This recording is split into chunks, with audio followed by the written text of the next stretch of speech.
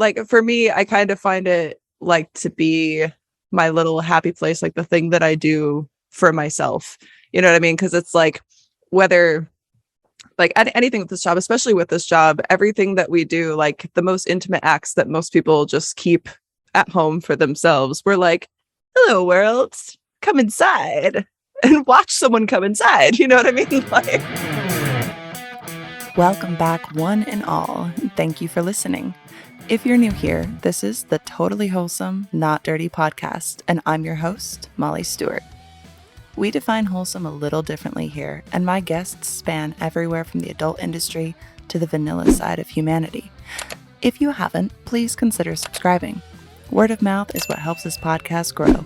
So share with a friend, leave a comment, download an episode, or anything you can to help with the algorithm. I release episodes every Monday, and if you're subscribed, you'll never miss an episode. You don't want to miss out on all the crazy conversations that evolve here. But that's enough from me, and let's get to today's guest. welcome back to the Totally Wholesome, Not Dirty podcast. I am your host, Molly Stewart, and thank you for joining me again today. Today's guest, yeah, there's two. There's two. It's Alex Cole, yay! And Danny Steele. So say hi. Hello. Hi. So I'm sorry if this isn't the best, but David is not running the Zoom meeting today. I did it myself, and this is my best. So I hope that it works out well. I'm not a huge fan of Zoom like podcasts because I feel like it's so much better to just have that interaction and comfort in person, and there's like no delay, and you know, it's not quite the same. But I miss you so much, Alex. And so I was like, will you please come on? And she did. So I miss you too. And hey, this will hold us over until you come home. So it will. It won't be too much longer now.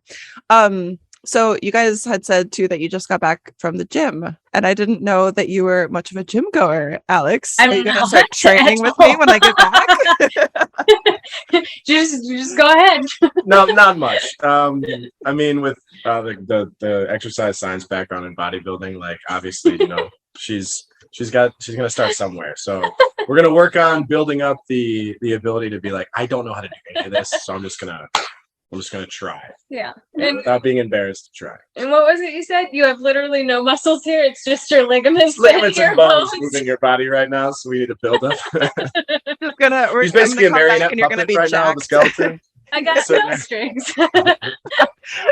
So yeah, we on the chiropractor, we have a few imbalances we're just working on. So some face pull stuff. We're gonna get like her posterior chain a little stronger too, and then she's got a little bit of a pelvic tilt, so we'll get that adjusted with just some hinging stuff, and we'll figure that out. So the same thing actually when I broke my back, like I asked her before anything, I asked what the physical therapist or the chiropractor was giving me for exercises, and then like 3 of them were the exact same ones that I was told to do for 3 times a week for like 12 weeks to fix my back when I fractured it. So I mean, very easily we can just do those at the house too. So she's gonna be a gym girl. She's gonna start working out with both of us. I love working out from home. And Alex, if you ever need any help with your posterior tilt, I'm sure that I can help you out too. I'm certain you can. Yes. Well, actually, I was thinking, like, just you saying that you were going to the gym. I was just talking to my man about how it was frustrating because, like, most of my friends, like, they don't work out. So I'm always working out with him, which is amazing, and I love working out with him. But then I'm also working out with his friends, and so it's like I want like my own friends to get into stuff with me as well. So maybe you can come over and we can do all the working out things, and we can make the content things, and it'll be super fun. I would really like that actually, because he lives here in Florida and I'm in Vegas, so he can't help me when I'm at home. So or keep me on track. So I've noticed too, like because you've been lifting for years, right? Did you compete at one time or no? No, I've never competed. So I haven't really been lifting for years. I've actually really only started lifting more recently. I was mostly calisthenics after I met my man. And even before then, like I was very inconsistent with the gym. I would kind of like go to the gym, stop going to the gym. Max at the time was very like, you're fat. you need to go to the gym. And then it's like, well, you're spending too much time at the gym. You need to spend time with me. Oh And no. then it was, I would lose weight and he would tell me I was gaining weight. So it was like so many inconsistencies with how I would train. So it was basically just like enough to maintain what I was at the time.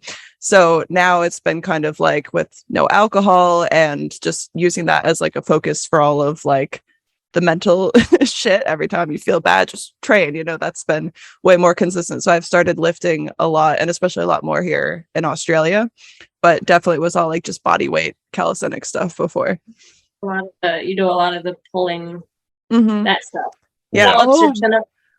Oh my God. Okay. So this is actually something that I wanted to talk to you about, Alex, because so you're very hypersexual, and I think that we had a conversation as well on, because I believe it was like maybe it was the first episode that we did with you on, where it was called "To All the Pillows I've Loved Before," and we were talking about pillow humping, and I can't remember, can you get off from humping a pillow? Okay, so I don't think I can get off from humping a pillow, but I have gotten off from humping the side of the bathtub with a towel over it. Okay, so basically what you can do then is, so because you have a very powerful pelvic floor, you can basically, how would you describe it, I suppose, because I've asked this to other people, because I had an experience that I shared with some people, and they're like, how did you do this? I'm like, I don't really know. So how do you get off that way? Like, what is it about that motion? Is it like the motion of it? Do you find that there's like certain muscles that you're like flexing and tightening to elicit that response from your body? Honestly, it's a mix of like Kegling with just the friction on the clit. That's basically, yeah. Okay. So I'm a clit girl more than anything else. Yeah. All right. Okay, so it's a little bit different than me, so I don't know if this would work for you, because I had an experience. All right. All right. So I hadn't done chin-ups in like a minute, and I made a discovery. Molly. I know. This is gonna be the beginning of this is very intriguing to me. You like humping pillows? I was doing chin-ups the other day. We're coming back around. I'm trying not to swear before the first 10 minutes. I stopped that, David. And did you hear? I didn't say the F word. I started to say the F word, and then I noticed that we were under 10 minutes, and so I didn't say the F word. Are you proud of me? Give me your approval. Give me an approval star right here. Thank you. Okay, so I hadn't done chin-ups in a minute.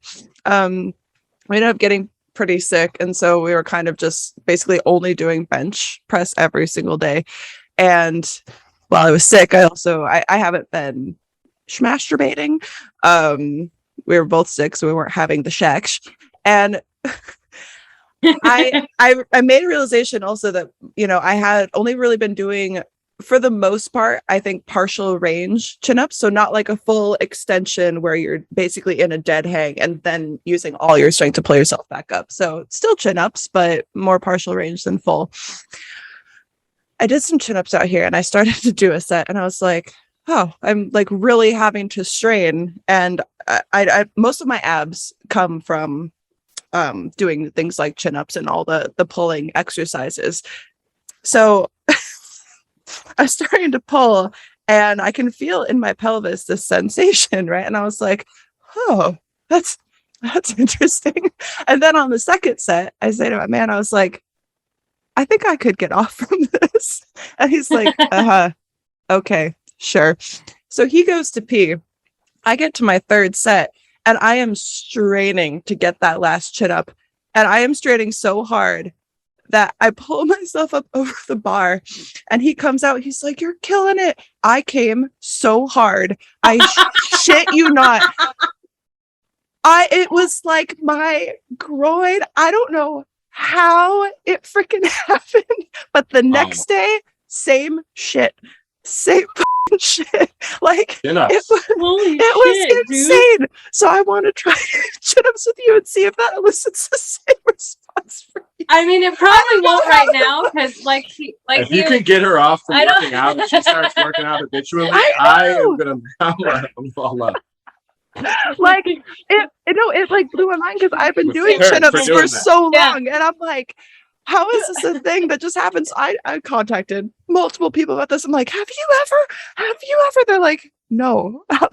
What are you talking about? I'm like, I don't know. But I'm talking like I had to lean up against the squat rack, like trembling in my legs. Like I came so hard, and I don't understand how. I don't understand why, but I wanted to share that with you. Good set. I feel like personally it was a combination of like straining those muscles, because if I do Kegels, I can feel it in here too sometimes. Yes.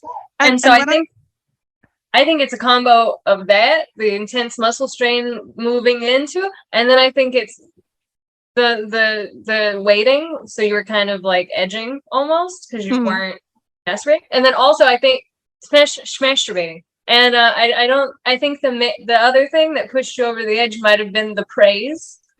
Oh, no, because I did it the next day without any praise. Okay.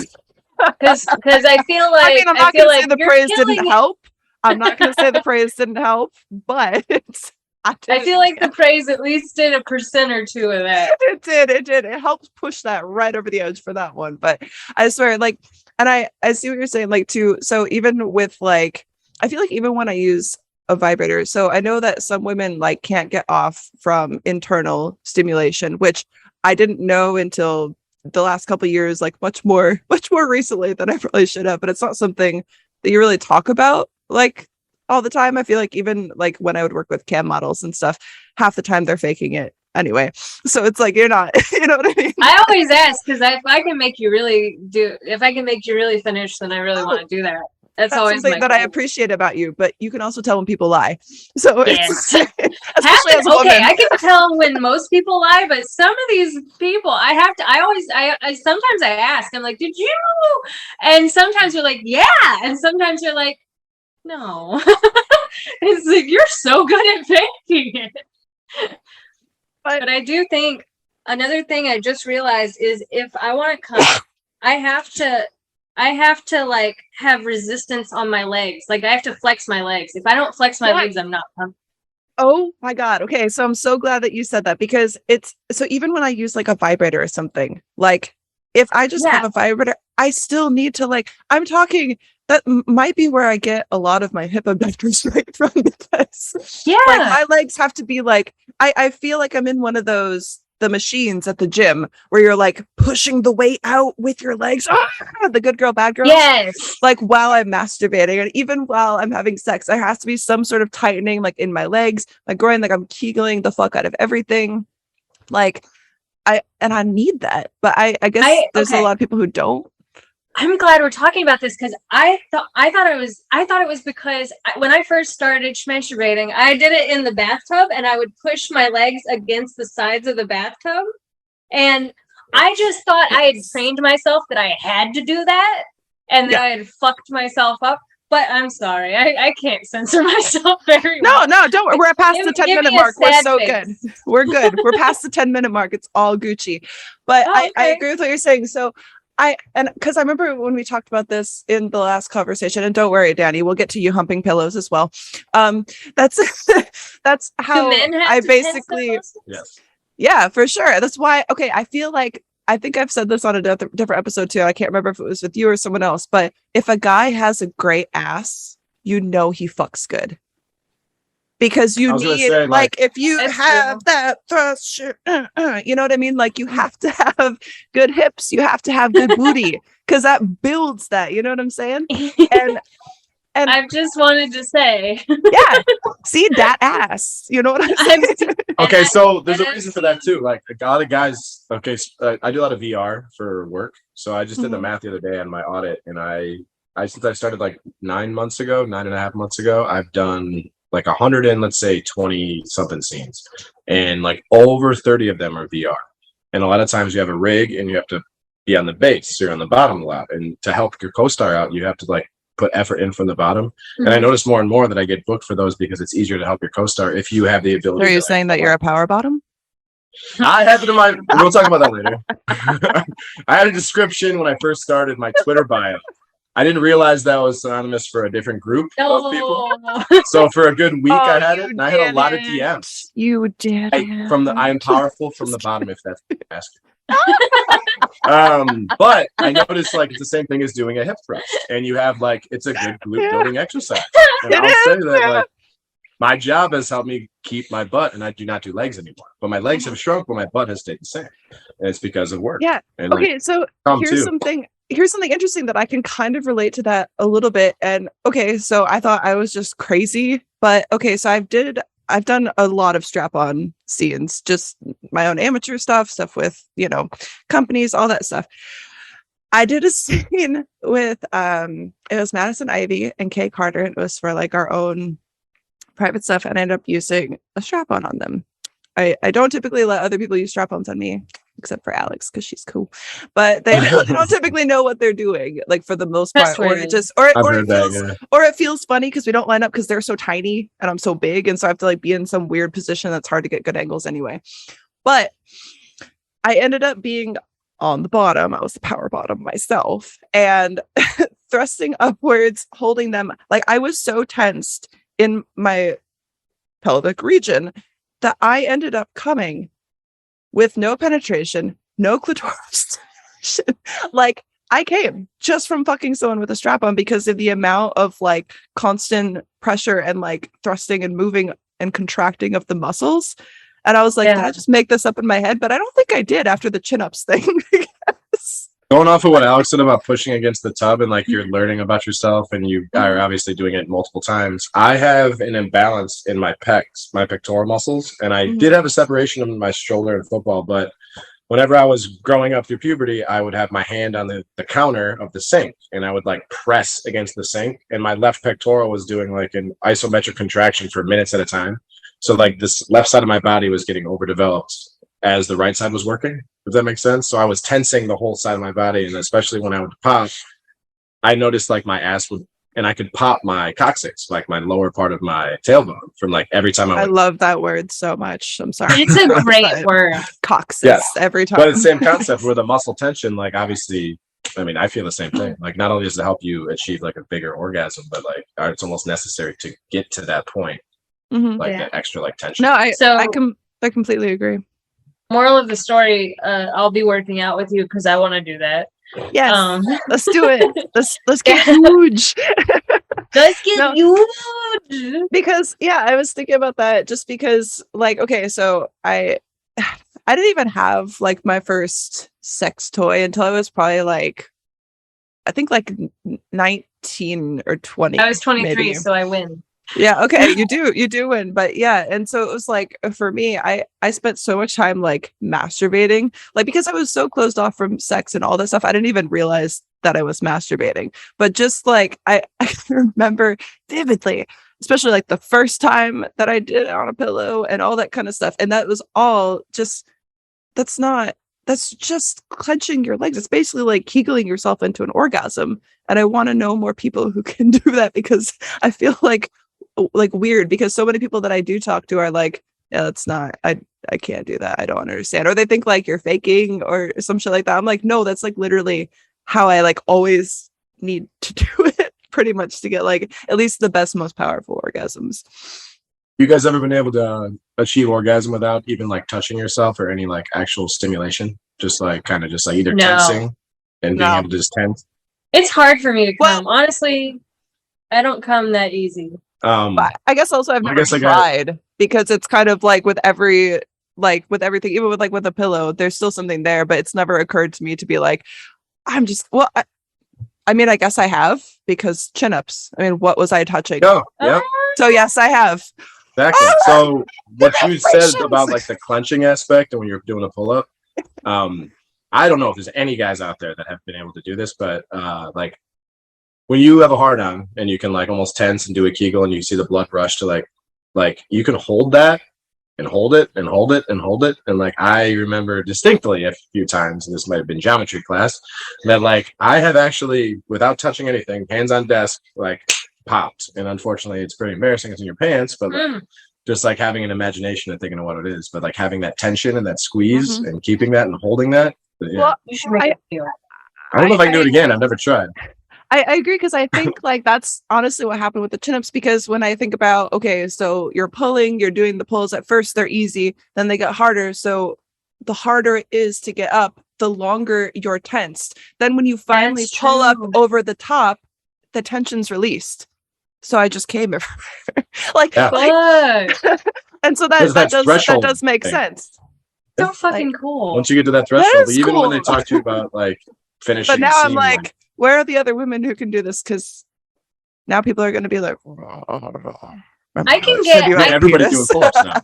I haven't been Yeah, able to get come everybody doing out. tennis. You shouldn't partner with the a company that sells pull-up bars. Honestly, yeah. I that mean- should be your next sponsor. I kind of do, but I don't think that they don't want to be involved necessarily in this line of work. Try to keep that. I mean, separate. maybe ask. Well, one more added That's benefit to pretty use this fucking product. Just add that in like the bottom like bullet point. Just like Or the you could really just sell fine print at the courses. bottom may cause orgasms.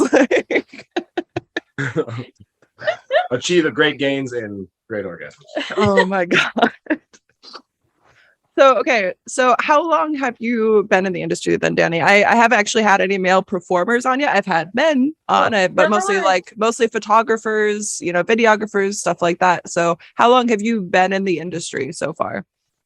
So officially I will be getting my full year of being on contract at the end of June. But I was still having a full-time job. I was running I don't name the gym, but there's a gym in Tampa I had moved to Florida to be the general manager of. And I was driving back and forth from Tampa to Miami to do a few scenes. So I guess you could say from the end of June 2021 to the middle of September, I was only able to work once or twice a month. So I call it September, but technically contracted 11 months, full-time scenes 9 months. So not too long ago. Cool. And how are you experiencing and enjoying or not? And like, okay, so here's something, because I always talk to female performers for the most part. Being new to the industry, but like not super new, what is like your favorite thing and what's your least favorite thing as a male performer? I was thinking about this the other day. They're almost the same thing in a sense too, to where when you have a blue collar job, and then for the last almost 20 years, it was 40 to 60 hours a week. You weren't your own boss. You had to abide by someone else's way of doing things. That was mainly in corporate structures too. So you always think about it would be to be your own boss. So in content, as you know, you kind of have to self-regulate, which is nice. You get to be your own boss, but sometimes you get to be your own boss. So you kind of have to make sure you're cracking your own whip and keeping yourself regulated on what you're doing day to day. So I feel like some people can fall into the trap of making it seem like it's more of a fun party environment, and then people like who really approach it like a business, like Alex, for example, can thrive and make this like a what's that? And Molly. And Molly, Not yes, me. Molly. Not me. Yes, you. Sorry, I do. I feel like it No. becomes a strength and a weakness. Some of the good and bad is the fact that It you are is. your own boss. No, I agree with that, because that always used to be the thing, like especially that I would say when I was just like a cam model. Oh, I love the fact that I can set my own hours and be my own boss. But it is kind of like, and I feel like the more that you do in the industry, like obviously I'm not a webcam model anymore. I mean, I do streaming, but I wouldn't describe myself as a webcam model. It's like I am a content creator, whatever that means to whoever people are, because everything I do is content, and then I also do streams as well.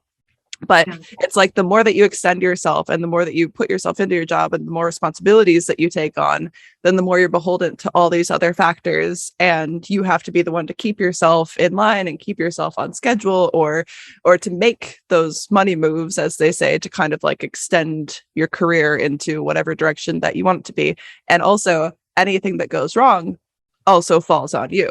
Well, it's great because everything that's right falls on you as well, and you get to take those gains. I would say that, especially when you're starting out or trying to figure out where it is that you're going to go, the hits of stuff going wrong coming back on you can be so hard to like overcome and get your headspace past to kind of move on to where it is that you need to be. And being your own boss is very hard. Yeah, as well as in the fitness field too, with your partner. When you're your own boss and you're kind of like I had a best friend who was a pro bodybuilder. He was an online trainer, and I saw him with his laptop and his phone 8 a.m. to midnight. Like you're always, and I was always like, when I clock out, I'm done. I don't have to talk to nobody. Nobody's calling me, which is great. I love that about that job. But then you can see the financial freedom you have with the other part of it. So you have restrictions and negatives in both, but overall, there is no clocking out when you're your own boss. Not No. if and one of the things is like there is clocking out, but then you're gonna take those hits and more hits are gonna come and you're gonna miss opportunities elsewhere. And then you're gonna get the FOMO and then you're gonna see somebody else doing what you thought about doing, but you never even tried. And then it's like debilitating in that way and it like keeps cycling. But I think it's like I also think that there's like very different mindsets to certain people. And I was kind of having this conversation the other night. Like, so you have people, right, that are very either smart or they have all these things that they really want to do, right? Like, oh, I want to travel, or I'd like to go live here for some amount of time, or I would like to try this job, or I'd like to go back to school. But they find basically what makes them money. And they find what is stable, what is easy, and what is essentially settling because it's safe. And they just are in that forever. And so they keep talking about all the things that they want to do, all the things that they want to experience or to try or to glean from life. But because it's so uncertain what of that will work out, they never try. And then there's different people where it's like, hey, you had a stable job. You know, I've had jobs in the past. And pretty much every decision I would say that I've made that's led me to this point has been like, well, I don't know how that's going to work out, but let's try. And I think that it's just very different mindsets. I think that's why sometimes with the industry, it doesn't end up working out for everyone, because especially if like someone, for instance, maybe, you know, is very locked into, I need to work for this brand, I need to be contracted. And once they maybe like lose that contract or a company doesn't want to shoot for them, they're just like, oh, like that's it. And they lose it. Or they don't really know how to progress or to try new things within that field. And that's like with any field. But I think that's one of the different things that sets like someone apart who works for themselves and who continues to do that versus people who kind of like, you know, because I don't understand the whole 9 to 5 thing. Like I never liked doing it when I did it. I don't think I could ever do it again. But there are people who, while they complain about it, that is like that's what they want to do essentially because it's like safe and stable. I was one of those people for the longest time because you always bitch about you want to do this, you want to create your own business, but then the pressure of like, what if it falls flat? What if I can't make this successful? Like I'm going to lose out on this successful thing because I was getting close to 6 figures, and I mean it was I could live off that. Anybody can. I'd be stupid not to say that's a good wage, but there was always that missing piece. So I mean, I was talking to you about it, and it was one of those things where you feel like I just thought there was more, and I was like at 34 years old. Deciding to do this as a career, that's exactly what I wanted, was to be able to like take that risk and see where it could possibly go. And it took about 3 months to be like my agent telling me all the time, like, we have more bookings, we can make this work, like and being very hesitant to think this isn't going to happen. I need to like clock into this guy's job, and you know, like this is health insurance is included, I got my W-2s, like it makes sense. And it's like the trap that I think everybody goes into, because I did the whole college thing too. And yeah, I want to say it's probably the best decision I ever made.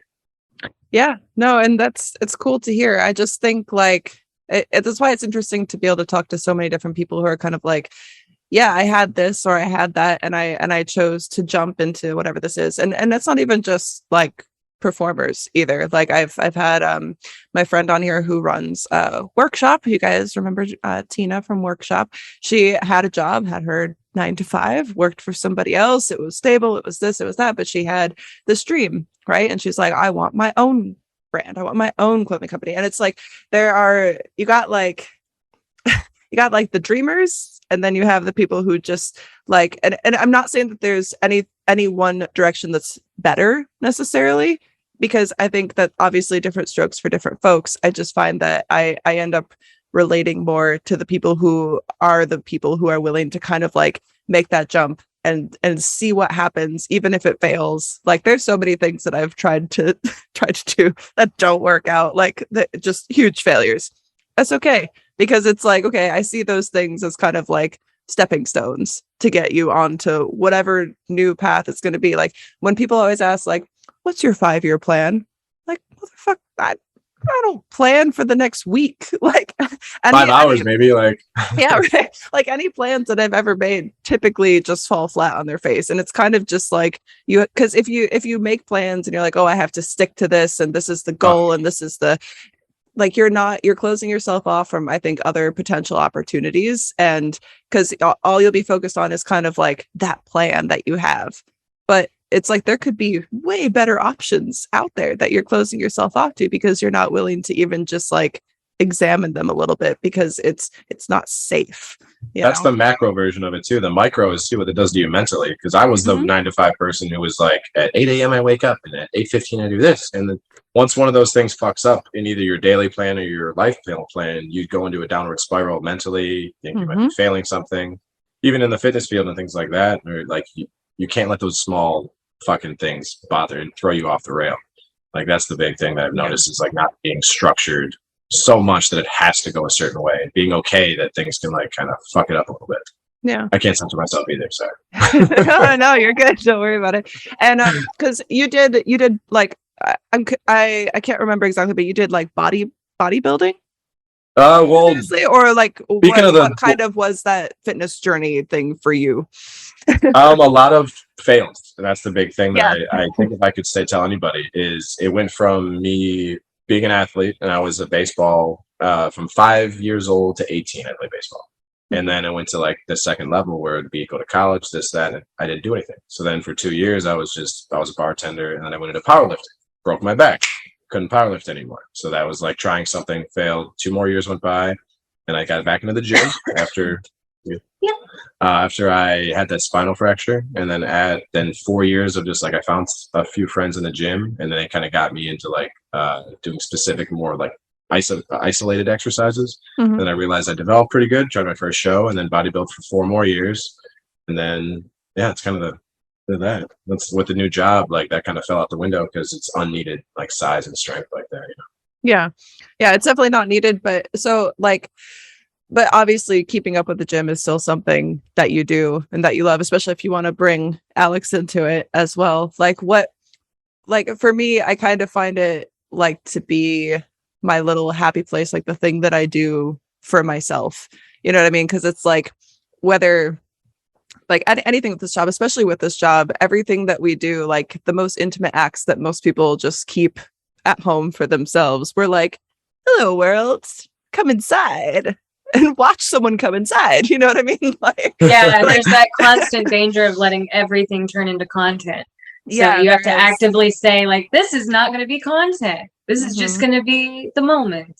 Yeah. And I've even told people before, because they're like, well, how can you say that it's your thing or for you because you post videos of it, you post content with it and stuff like that. I'm like, well, because it is a facet of me. And at the end of the day, I feel like, and I've said this before, but kind of what we do sell the public is our privacy in one way or another. And people want to see what's going on in your life, because I feel like when it comes down to content creation too, and like subscription platforms and things like webcamming and all of this kind of realm, it becomes less about, I think it becomes like less about necessarily the pornography and more about the performer that you're supporting as a whole. So it's like that's why it's like people watch the podcast. It's why people want to see workout content. Like I have a workout club and things like that, but I also don't go out and record every single set that I do. I have like specific days that I'm like, okay, I'm going to record this, or like a PR, like a personal record that I'm trying to record, and I'll record that, but I don't record every single moment of my life. And I find that like kind of like me versus me in the gym is kind of like where I can get out a lot of the issues inside the brain that kind of arise from things within the job and within being in that really open public realm of judgment, I guess, if that makes sense. So it's kind of like, oh, you had an upsetting day. Well, go lift as heavy as you can. Go like make yourself so tired that you can't even, like, all those comments aren't even a thing that you think about, or this bad day on set, or, this issue with whatever it is.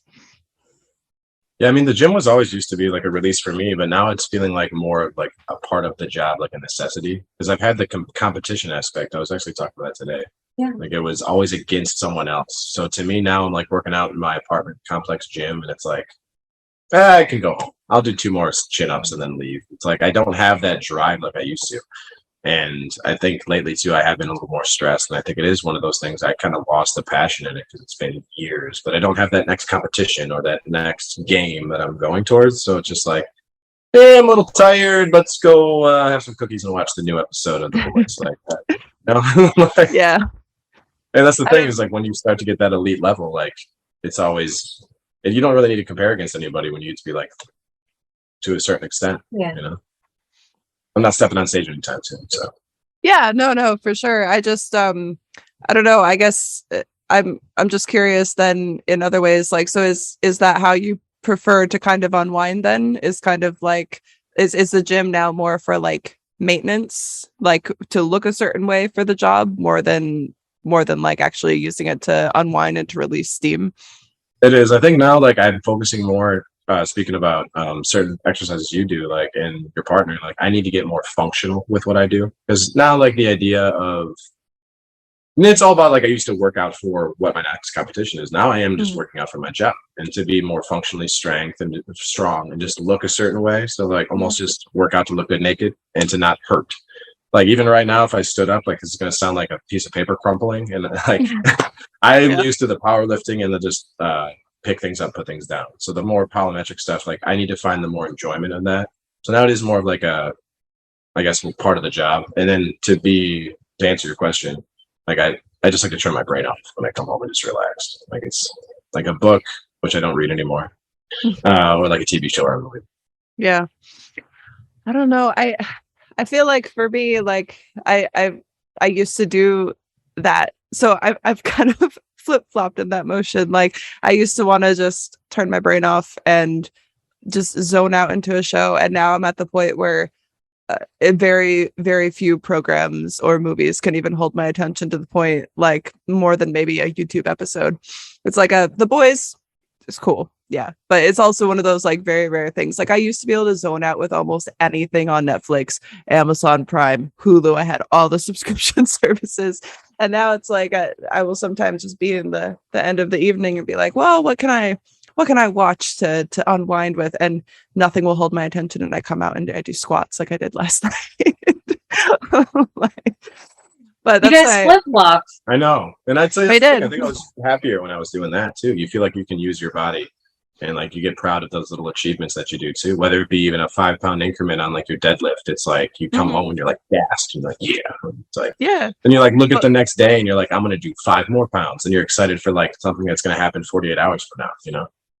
And yeah, or even like relishing in the soreness, because it's something else where it's kind of like when you can feel the toll that you've like actually put on your body. I feel like for me, other like the other external just doesn't really matter as much. Like it's easy to kind of just zone out and push yourself in your body as much as you can to kind of get outside of your head. Half the time I feel like if I'm actually just trying to zone out with like TV or movie or something, then all the other thoughts that I typically get out of my head with training start wandering back in, because it's like I'm just sitting and I'm inactive, not doing.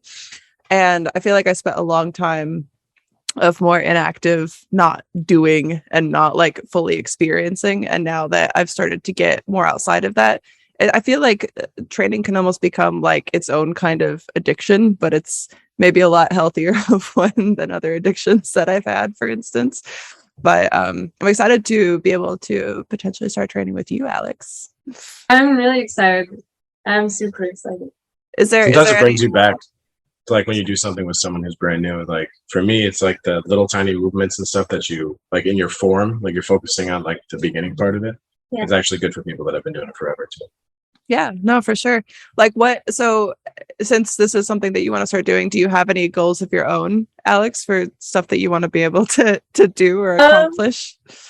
Well, I am getting older and I feel like I'm starting to feel more my age with like my shoulders and my back, and I do a lot of dancing, and it used to be super easy and it was how I stayed fit. But like now I'll do a full night of dancing on cam and I'll be like, my fucking back. Yeah. When I used to be like, oh, I feel great. Yeah. It's not anymore. So I kind of want to fix that. I need to strengthen all that stuff. And I want to stay fit for as long as I can. So mainly that. And then, everybody likes to look nice. So. Yeah, well, no, of course. But I mean, you already look wonderful. Have you tried with like, as far as, because a lot of that back pain and stuff, like I have scoliosis, very I always forget mild, that. but very mild, but it's not like debilitating, but like I've just always lived with back pain, back and neck all the time. Have you tried things like really intense, like stretching, like setting aside time every day to really stretch those muscles? No. And I know I should. Yeah. I was actually talking to my agent about we're gonna try to go do yoga together. The scheduling's the hard part. But yeah. The last time I really did what I needed to do was in college when I had phys ed classes and we did yoga and gym stuff and that was the best shape of my life. So I would like to do that again. I just need to make time for it. Well, as far as for the back, I can recommend one of those foam rollers, like one of the big wheels. You have many times. I have. You had me try, and I'm letting you know, which was really nice. Yes, it's wonderful. Yeah, it's like it's from Heat. I don't know. I think there was only like one on Amazon, but you basically plug it in and it heats up. So it's a foam roller. It's really, really nice. I'd highly recommend. I can't remember what it's called, but when you get home. Yeah, we can set aside. I think it would be actually good. So here's something that could be motivating is we can make stretching content together. It's something that I've been getting a lot of requests for myself. Yeah. And it's something that's like really good for you. And so I used to go to the chiropractor every week religiously. Like I needed to go to the chiropractor. And I'll tell you, since I started consistently stretching, I haven't been to the chiropractor in about a year now. And it's like the pain can still come, but it's never as severe. And it's something that I can always end up working out myself. And I feel like, especially with fitness, like even if you don't get into something that's like, and this goes for like anyone listening, even if you don't want to like get into heavy lifting or you don't, know how you're going to feel about doing all the yoga stuff, doing any more amount of physical activity than you're currently doing, unless you're like a pro athlete, and even then you can always do more, but the more that you do, the more you want to do. And it's what I tell people in my workout club all the time. I always need like their little motivational things to get going. And I get it, because like it's like losing weight or being fit, it's kind of like it's not easy, but it's not complicated, if that makes sense. So it's not like there's some huge science to like getting fit or losing weight, but it's hard to do. It's hard to get yourself in the mindset of continually doing something every day, even if you're sore, trying different things, different muscle groups, all that kind of stuff, eating better, cutting out things that are bad for you. Like for me, quitting alcohol was so incredibly difficult, and I ended up doing it, and that's cool. But like and that's not what everybody needs to do either, but like there are different things that you can change, but it's a matter of like changing an entire mindset and way of thinking, rather than just it's not necessarily, oh, you just go to the gym every day. It's like you end up making so many more like mini life changes that end up being, I feel like, a lot better for not only your body but your mental as well. So it's just like, but it's why it's like, it's not complicated, but it's not easy. You know what I mean? Half of it's just getting started for a lot of people. And it's not having the fear of like, I don't know how to do this. And just asking somebody or looking it up. I learned a lot of stuff off just like searching on like online like exercises. Yeah, YouTube. Just trying. That's what I'm saying. Yeah. Not complicated, but not easy, because it's like the getting started and the continuing is what's hard. Like, especially if you're not used to it, especially if you're used to, doing other things, or like it's always going to be easier to be like, nah, I'm going to eat an entire bag of Doritos. Nah, I'm not going to go take a walk today. Nah, I don't want to stretch. And there are days that I do that too. And I'm like, oh, I just trained a bunch, but I'm tired. I don't feel like stretching. And the next day I fucking wish that I had stretched. So like, I wish I had stretched out because then I wouldn't be like immobile on the ground, just like, eh. You know what I mean? But it's that whole not complicated, but not easy. And it's just everybody kind of starts somewhere, you know? Yeah. I desperately have to use the restroom. Okay. Done. Bye. Oh, ow. Everything's fine. See, so- Bathroom break. Okay, I'll go take a bathroom break too. Okay. I'll be back. Me too. Wow. Cool. Welcome back from peeing. Wow. Woo, we all did at the same time. Oh, I actually I had an email that I thought might be interesting to discuss with you guys. Especially because Danny, you said that you do a lot of VR stuff. Yeah. So it kind of has to do with like virtual reality. So this is from Dubs, who is a fan and listener. So this is about deepfakes and AI. All right, so he says, I do a lot of work with new technology and sometimes get to play around with and following along with the research going on in machine learning, artificial intelligence, and mixed realities. New software is coming out that's making creating deepfakes easier and easier to create. Of course, it doesn't take a long leap to start thinking about how this could be used for adult content. I'm curious what you think about it. Short-term benefits could allow content creators to more quickly make custom tailored content, but on the other hand, people could use someone's likeness to say and act any way they wanted. And what's the morality of that? Are they talking about using to make custom content in Deepfakes. Yeah, so kind of essentially being able to say I had a bunch of customs, which I always do, and then I could essentially use a deepfake, like an AI creator, to make a virtual representation of myself that looked just like me, fulfilling whatever content it was that they wanted, which would take a lot of load off of content creators' backs, essentially, because it's still your likeness, it's you creating this thing, it's your image that's being sold. Like at the end of the day, with content, maybe how is that any different? But then also, if that ability was there for us to utilize it, then anybody could utilize it to kind of essentially make people say or do whatever it was that they wanted. And so it's kind of like, where does that go? And I find this very interesting too, because there's this book that I was reading called AI, I believe it's 2041. So it's kind of each chapter delves into different aspects of artificial intelligence. And then there's like an explanation chapter kind of explaining the technology and like the pros and cons of it at the end of each chapter, which is very interesting. And as far as deepfakes, that is something that's kind of concerning because I feel like the technology advances so quickly, right? But followed behind that is the ability to kind of then detect that, because detection isn't what's kind of being created at the forefront, you know. And like when programming gets to a certain point where it's like, well, how can you really at the end of the day tell the difference? What does that kind of mean for not only content creators in the future, but like people, because it moves so quickly. I think it's the same problem that porn and online content has always had, which is, you know, how do you enforce copyright on the internet when you don't know who anybody is and all that? Like it's the same problem with deep fakes now that we've already been having, because I'm sure your content gets pirated constantly.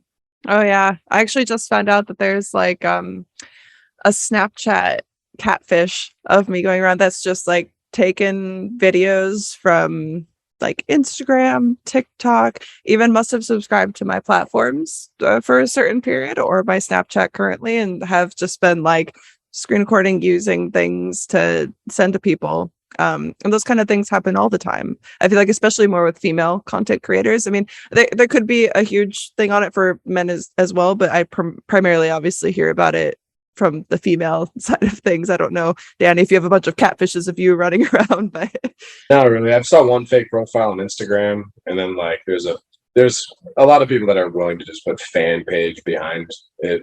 And, yeah. So I mean, for females though, I see a lot of like legitimate like people trying to take advantage of, like, in a monetary sense, like take advantage of the fans. Like I'm trying to pretend to be Alex, you know. Yeah, I think there's a lot more money to be made off like straight men. Like that's just the only reason. Yeah, no, for sure. Yeah. But it's one of those things too, where it's kind of like, if things like catfishing if that's already so prevalent, right? Like I even have catfish accounts on Instagram of the podcast. Yeah, we don't know how to handle the current problem, and now there's deep fakes. And now there's it's just another. Yeah. Also, like utilizing the AI too, like to answer to like a more like, let's say years from now question for like the porn industry. If he was just talking about AI to do with porn, like I could see it taking over. Like you get the movie Demolition Man, where they're not even like touching each other type porn, to where it is more like VR centric, but it's more like a haptics where you can actually feel the sensations as well too. So to me, like we'll get to an extent where that person you're looking at in the headset might not need to be an actor or actress, so that's the thing that kind of almost like the same concept, like taking our jobs in a way. Well, but it's also kind of that thing, right, where if you had a very popular actress or actor who was in high demand, say they're like 65, you could essentially generate as a company and still, I guess, pay that performer the royalties of using their image to be like they were 25 again. You know what I mean? Like I feel like there's. Don't hate that. Yeah, as long as add some hair. That's what I'm saying. There's so many benefits to AI. As long as the performer's getting fair compensation, it's all great. Yeah. I just think that just like they had with the NCAA when it came to like college football, they're using their likeness as an athlete for a video game, but they weren't giving those athletes any monetary value. So now it's getting to the point where you actually start getting. If you're using my likeness, I want to get paid. Of course. Well, I just feel like there's a lot of benefits to AI, right? But then you also have the difference of technology advancing so quickly that it's like, well, how do you keep up with everything that's coming? And then when you also have an instance like with social media, for example, it's like, okay, well, we can't get verified because of what the job is, despite all this proof that we can provide that we are who we say that we are. Yeah, and despite us needing to be verified. But because while they say that they want to make a community that basically cares about and protects the people utilizing the platform, they don't go and ban catfish accounts that are actively using our likeness as real legitimate people to steal money from people. Like anything that we do, we don't steal money from people. We're like, here's the service that we offer. We offer video content. You can tip us if you want. We provide this or whatever it is. And people get that. Then you have catfish accounts who are basically using us as people to lie to people, to steal money from them. But the platforms aren't protecting those people.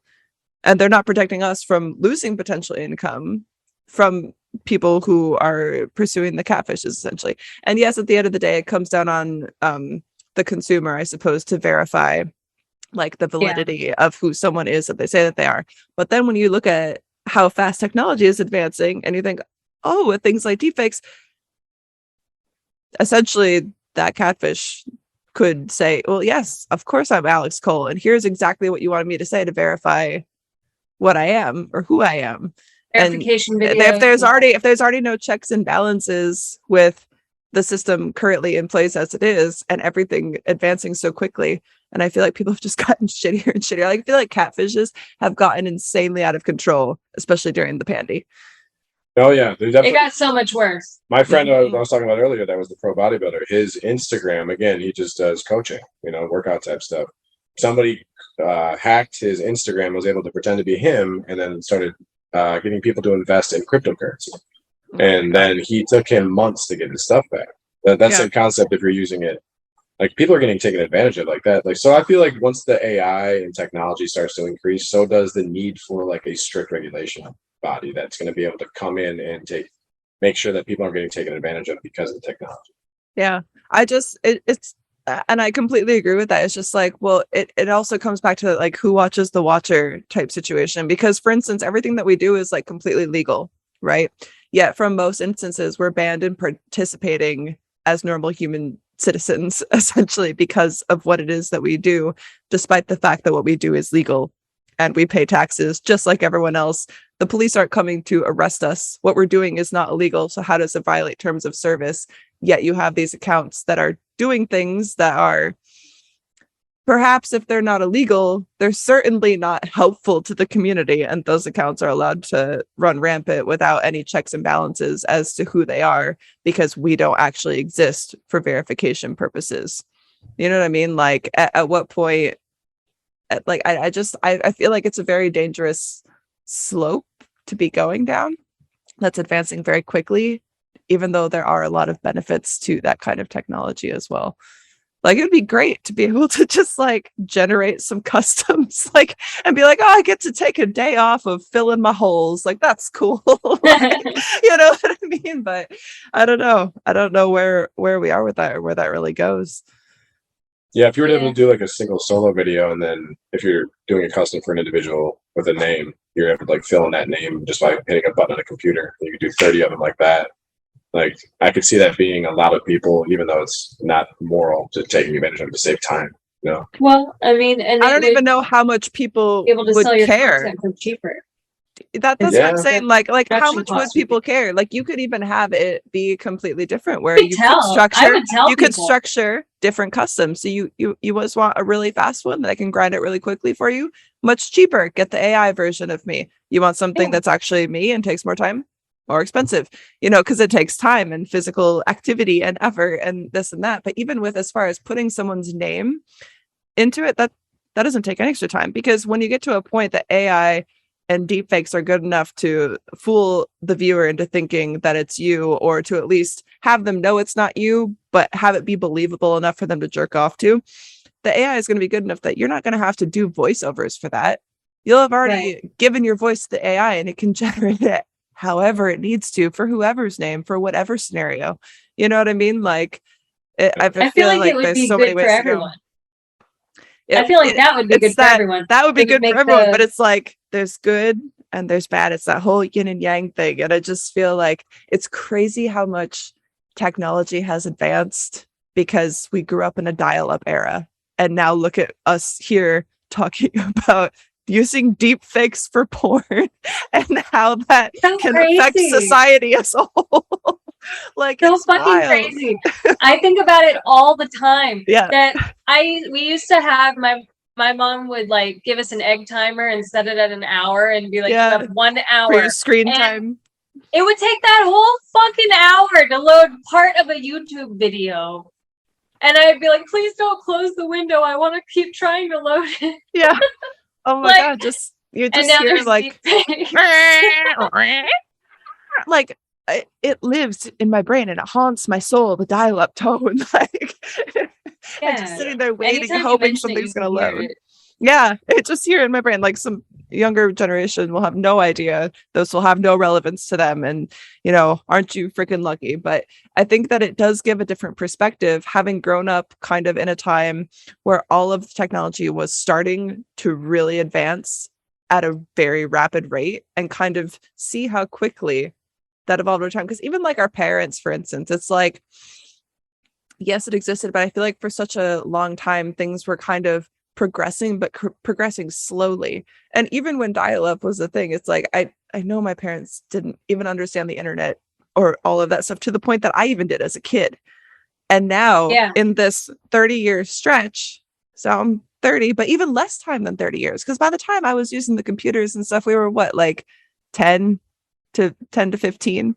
So that's only about 15 years of time to have made such a crazy advancement, from barely able to load a web page to deep fakes, like with computer AI technology, and talking about, like, you know, all the ways that AI is advancing to a point where it's like, oh, you know, this is really amazing and also very dangerous given to the wrong people. You know what I mean? Oh yeah, you're talking to a guy that had his inkjet printer printing off pictures of like Pamela Anderson, and now I'm like helping to make virtual reality porn. Like, it's insane. Like, I remember almost driving a car and having like actual magazines to like jerk off to, and now like my virtual penis is like in porn right now. Yeah.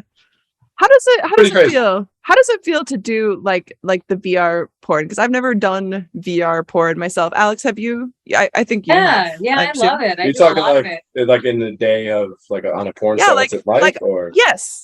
Because okay, so I know that I have a lot of fans who are like, oh, I want you to make VR porn, but I mean, I don't really do that. So coming from the fans who I'm sure would be interested to hear about it, and me as well, because I haven't done it and probably won't. What does a day on set for VR look like? well, first off, it's in its infancy. So even last night we were talking to a few directors and people that want to take VR to the next level where it could possibly be. So right now it's very, in my opinion, beta. So it's like usually one rig, but like honestly, it's all centered around the female right now. So like Alex, I'll let her take over this one because the man, and more or less, even on set, we are just told to do basically three things. It's like don't be too loud. So we don't talk. No one talks to us. Obviously, we're just a prop. I'm just a hard penis in that scene. So then we are not supposed to breathe loud, and we have to stay hard, and then pop when we're supposed to pop, and then the rest of it, she's the star. Yeah. And the girl does a lot more of the I don't know, a girl has a lot more of the control. I love shooting VR because I get to talk directly to the person watching, and it's more of that webcam vibe. Yeah, for sure. All the cam people that have done VR I think 30 scenes that I've done, the directors love that. They excel so much with that one. Yeah, because we're so used to interacting talking directly with a into camera. lens is normal. Exactly. That was It's hard for a lot of like normal.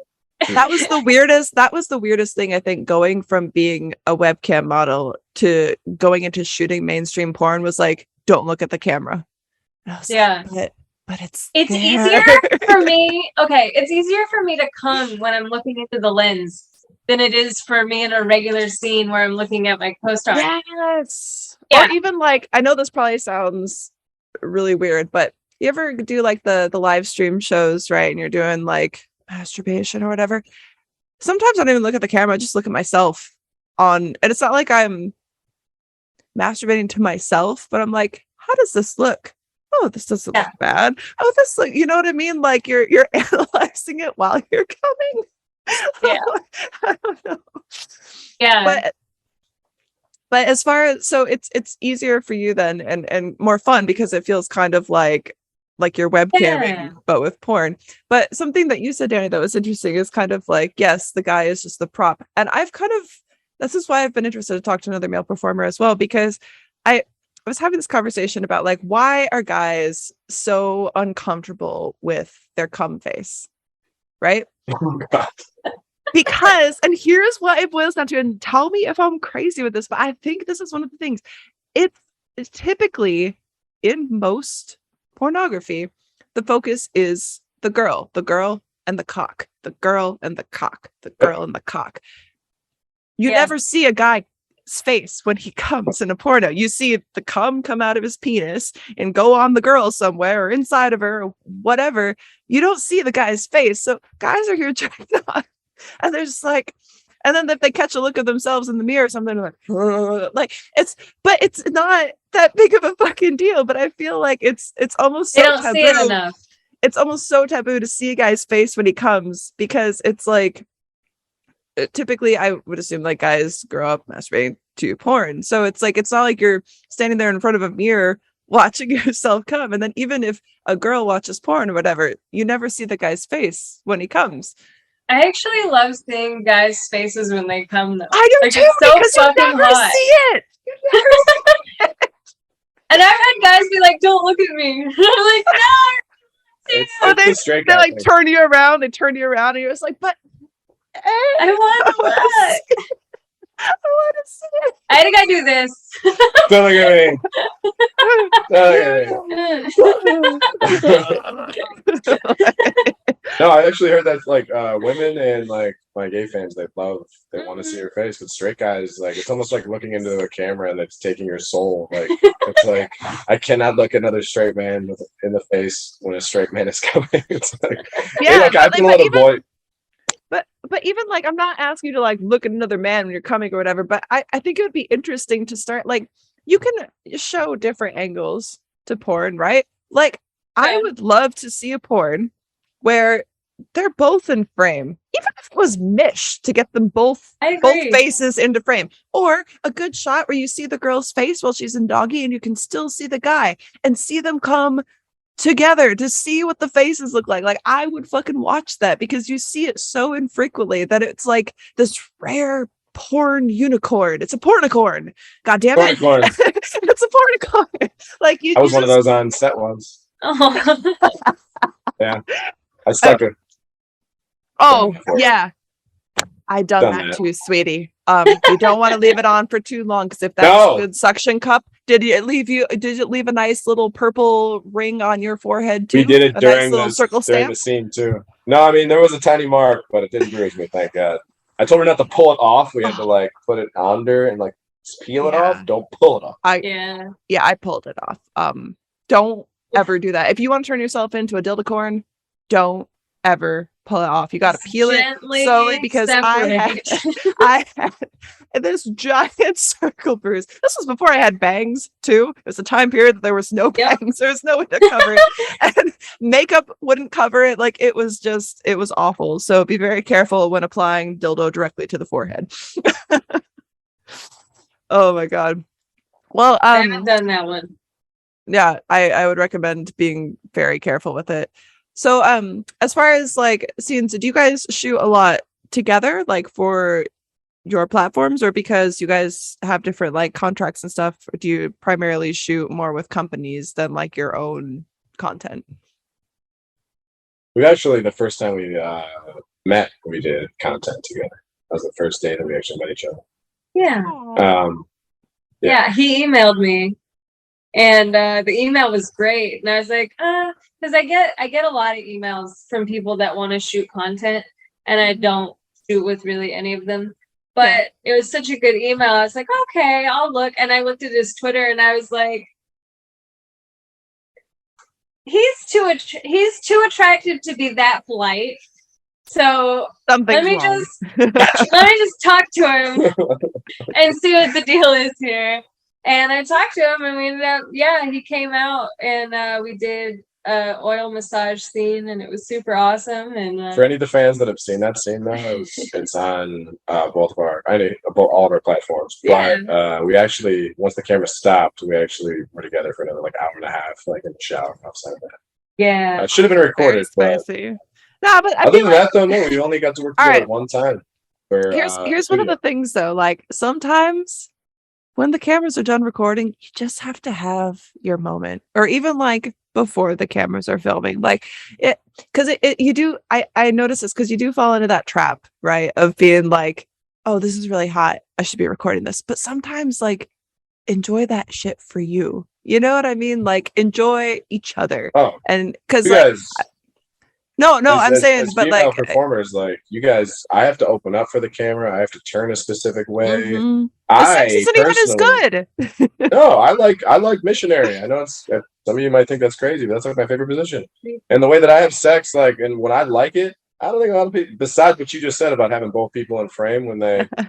Like, the way I have sex, you might like to watch it then, because like that's how I prefer to have sex. Well, see, there you go. I'm just saying, like, I think there's a lot of options, and I think that like it's cool being able to create your own content, right? Because with mainstream porn, it's like, here's the way we have to shoot. You have to be opened up so that we can see all the way from your vagina out through your mouth hole. Like, everything has to be open. They want you to try to put your pelvis inside of the female, like every soul. Exactly. And it's like, anybody who's out there who is actually a performer knows that you guys, half the time you can watch a lot of mainstream and you're like, they're not even enjoying themselves. Yeah, exactly. Yeah, for sure. And I feel like fans can tell after a certain point as well, especially if they've seen enough of your scenes and content. And I just want to say to anybody who's watching, just remember, porn isn't real. Like, they're really fucking, but there are so many different ways to have sex, and it's not all the ways that you see in mainstream. It's not even all the ways that you see in amateur. And I think at the end of the day, what comes down to is, if you really want to please your partner, make sure that you have the open communication skills to be able to actually figure out what it is that they like. Because everybody will be liking something different. Like, some guys, they're not super into missionary. They only want to do doggy or whatever. Like, even though I feel like it's a lot easier for guys to just do the deed and come, than it is to figure out what necessarily makes a woman come. Guys still have their preferences, even though girls may have Trust a me, lot guys, more I'm little saying, like, boxes to tick, but everybody has their any their guys that different watch strokes. you and like, trust me, take the time. Like, everybody's gonna benefit in the long run, and then there's gonna be times where you just wake up to a blowjob if you just make sure you just like focus on the lady, fellas, and then your pop is gonna be even longer. Because sometimes it's like I can get done shorter than brushing my teeth. Like it's a chore if I really have to. Get the poison out and go to bed. But like stretch it out, fellas. Stretch it out. Leave the jackhammer for the very small moments in time. Yeah. Like there's so many different ways, and I feel like the more that you communicate, like the better sex that you're gonna have overall. Even if you're not like with maybe a long-term partner, maybe you have like repeat partners. Just because like you can make one person come doesn't mean the next person is going to be able to come the same. And the more that you talk, the better sex you'll have overall, and the more willing that other people are going to want to be to like want to make you come as well. It's like, if you, and also I feel like if you get it out of your head, like, and start overthinking yourself too much, or like, how do I stop coming too quickly, and focus on making the other person come, then the sex lasts longer anyway. You're not going to pop as early. You're not going to be like in your own head about it. And you're going to be ending up pleasing somebody else a lot better, who's going to want to really like bring you to fruition as well. Exactly. I think that, test of this, but like guys that, I think the guys that are super insecure, or like, those are the ones that end up like being able to eat pussy really good. Because like they stop focusing. They're like, to take distraction off of me, I'm gonna do this so you don't think about this part of me. So like a lot of guys, I always had an issue with, I think, popping early, but I was like, if I'm gonna pop early, I'm gonna make sure she's having a good time too. Because it's like, we're not just gonna lay here. No, like eat the pussy. God damn. Like I know, like I've met so many guys over the years who are so averse to eating pussy, but they will never turn down a blowjob. You know what I mean? Like, but luckily I'm with someone now who's not that way. But it's like, for a majority, it's like the pussy isn't like this big scary thing. Like it's not. I love eating pussy. I don't really get the aversion. It's not as complicated as people think. It's not, especially if you're like communicative, like during it. Even ladies, like if he's not doing it right, you can give him ways to encourage him to do it in a way that's better for you. Like you don't have to be like, oh, this sucks, like don't do this. Just be like, oh, that feels good, but it'd feel better if it was right here. Or you guys need to be why don't you try? It's like, yes, be receptive. Like not everything is like, oh, you're shit. Sometimes like it's not criticism. It's just, here's how to like sports guys. You gotta help each other. You can't fucking feel it. Change your batting stance just a little bit. I need feedback. If I'm eating pussy or sucking dick or whatever, I need feedback. Yeah. So I'm gonna ask questions and I want answers. Yeah, exactly. Otherwise, it's kind of like, if you're not going to communicate about what feels good, then just go your separate ways and fucking masturbate. Otherwise, like, what are we doing here? Like, that's how so much bad sex happens. So where can they find you and your content, you guys? Danny, you want to go first? Oh, me first. Oh, for me, it would be Dan_Steele, and Steele is Steele, and that's for OnlyFans. The rest of my platforms are Danny Steele, and it's X, Danny Steele X for Instagram, Danny Steele XXX for Twitter. Okay. And Alex, they know you, but you will have to always repeat yourself because people get curious and we get new viewers all the time and listeners. Problem. I didn't sign up for this. Mine's super easy. You just go to alexcoalxxx.com, ALEXCOALXXX.com. Everything's there. There's like 41 links. Enjoy the browsing. All of the browsing. I cannot wait. Free stuff and the paid stuff and the in-betweener stuff. All social media. I can't wait to be able to connect with you again once I'm back in the States. And thank you guys so much for taking the time to come online and chat with me. And we'll have to hang out once we're back in person together. Yes, definitely. Yeah, so I'm really looking forward to hanging out with you when you get back. I can't wait. How much longer you got? Let's get super stoned. I should be back around the first week of July. So Oh, perfect. About I'll actually halfway through. over there in the late July.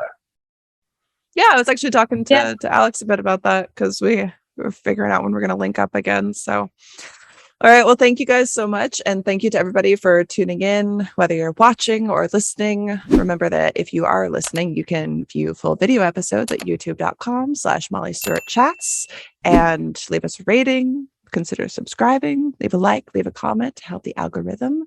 And we'll see you next week. Nice. Yay, we did it.